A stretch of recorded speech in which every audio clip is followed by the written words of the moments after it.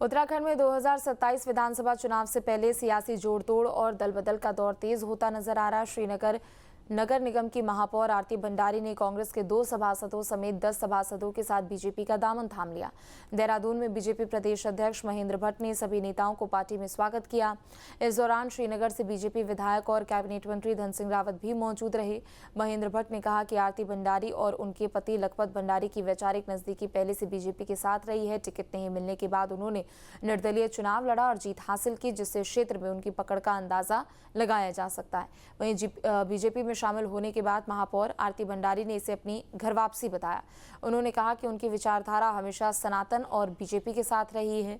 अब मंत्री धन सिंह रावत की टीम के साथ मिलकर 2027 के चुनाव की तैयारी को धार देने की भी बात कही है।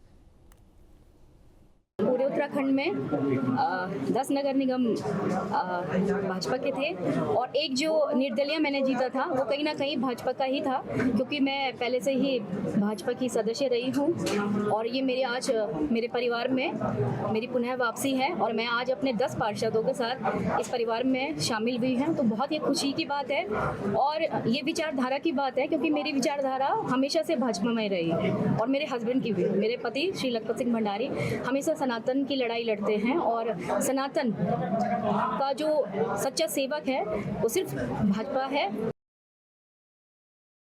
श्रीनगर नगर निगम की महापौर आरती भंडारी जी हमारे पुराने कार्यकर्ता रहे और बीच में उनका निष्कासन हुआ था लखपत भंडारी जी।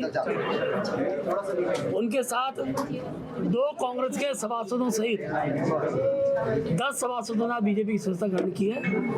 मैंने उनका परिवार में स्वागत किया है। सर्वसम्मति के साथ उनकी संस्था हुई है। कार्यक्रम में डॉक्टर धन सिंह रावत जी उपस्थित हैं और महापौर जी और उनके पति लखपत जी ने जो कहा उसने हम सबका दिल जीता है। वे वैचारिक रूप से भारतीय जनता पार्टी कार्यकर्ता थे। पिछले चुनाव में कुछ कारणवश हम उनको टिकट नहीं दे पाए, लेकिन उन पर जनता में प्रभाव था और वो चुनाव जीत गए।